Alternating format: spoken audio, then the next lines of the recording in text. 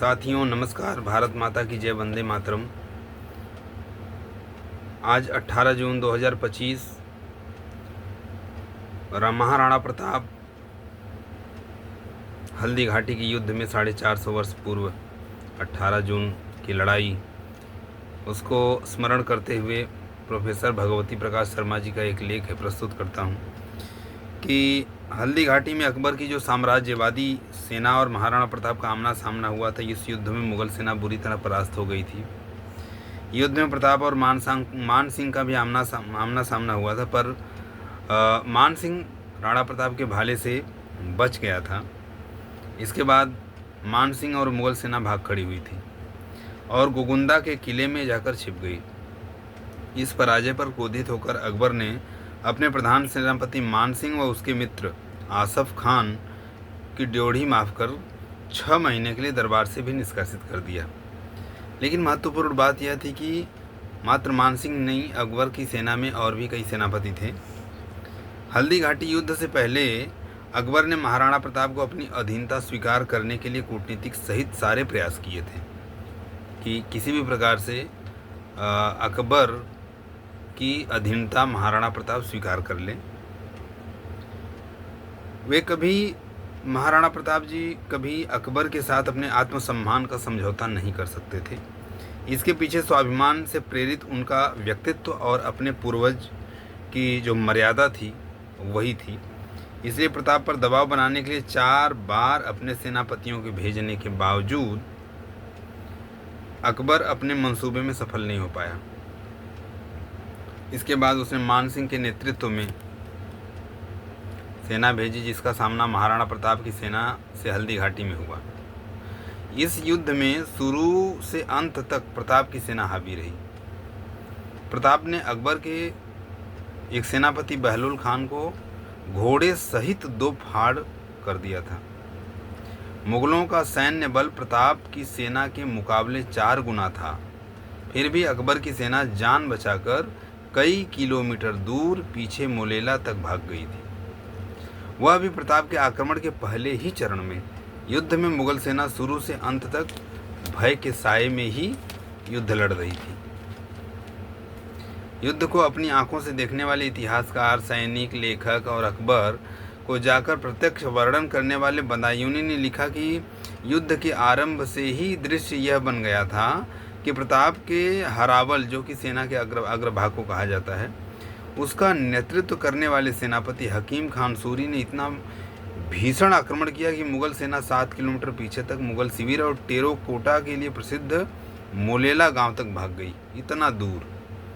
तब मुगल सेना को वापस बुलाने के लिए सेना के अंत में तैनात सेनापति मेहतर खान ने यह अफवाह फैलाई कि अकबर स्वयं विशाल सेना लेकर युद्धभूमि में आ गए हैं।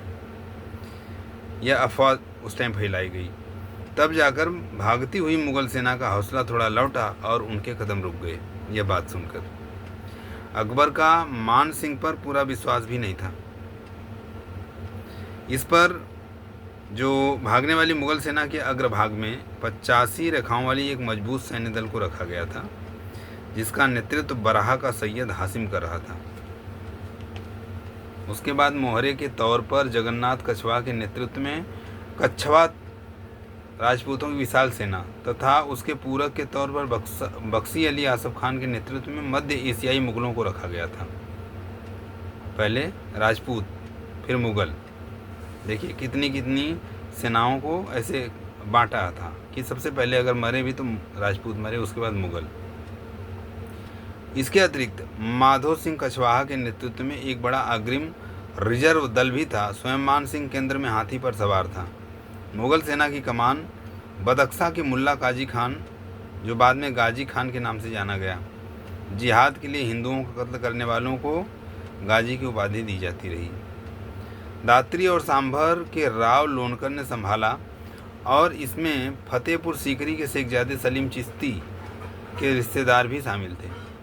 मुगल सेना का सबसे मजबूत घटक निर्णायक दक्षिण पार्श्व में तैनात था, जहां बराहा के सैयद थे। अंत में मुख्य सेना के पीछे मेहतर खान के नेतृत्व में मजबूत पहरा था। तो इस प्रकार से अकबर के सेना की रचना की गई थी। युद्ध के मध्य का दृश्य ऐसा था कि प्रताप अपने घोड़े चेतक पर अकेले ही कई सेना नायकों वाली विशाल मुगल सेना के बीच घुस गए। विश्व की सर्वाधिक शक्तिशाली, बलशाली और विशाल सेना का नेतृत्व करने वाले मुगल सेनापति मान सिंह, उसके हाथी के मस्तक पर चेतक ने अपने दोनों पांव टिका दिए। प्रताप ने मान सिंह पर भाले का प्रबल वार किया, लेकिन वह महावत के पीछे हौदे में जाकर छिप गया। महावत मारा गया। प्रताप महावत के साथ मान सिंह को भी मारा हुआ समझकर घायल चेतक को युद्ध भूमि से बाहर लेकर चले गए। मान सिंह भागकर गोगुंदा के महलों में जाकर छिप गया। वह प्रताप से इतना डरा हुआ था कि उसने गोगुंदा किले के चारों ओर गहरी खाई खुदवा ली। ऊपर से प्रताप ने मुगलों के जो राशन थे वो सबका मार्ग को ही काट दिया था। अकबर की सेना में इतना साहस भी नहीं बचा कि वह गोगुंदा के किले से निकलकर खाने पीने की सामग्री की व्यवस्था कर सके। खाने पीने की जो सामग्री के अभाव में मुगल सैनिक उन घोड़ों को मारकर खाते रहे जिनके सवार युद्ध में मारे जा चुके थे।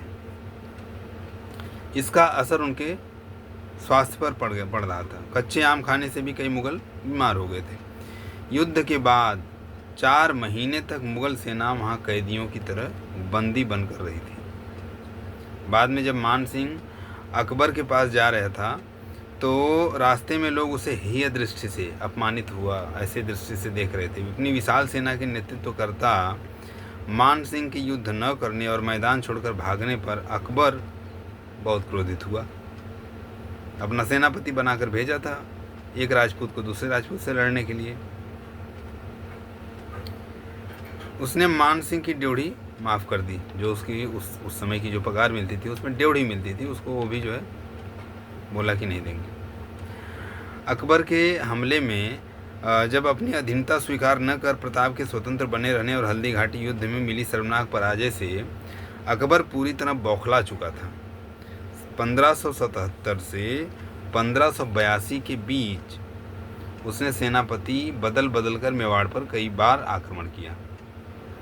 उसने प्रतिवर्ष 60,000 से 1 लाख तक सैनिक भेजे और हर साल एक बार तो वह स्वयं 1 लाख सैन्य बल के साथ मेवाड़ की ओर गया और बांसवाड़ा के आसपास के क्षेत्र में बना रहा, लेकिन मेवाड़ पर मुगलों को विजय कभी नहीं मिल पाई।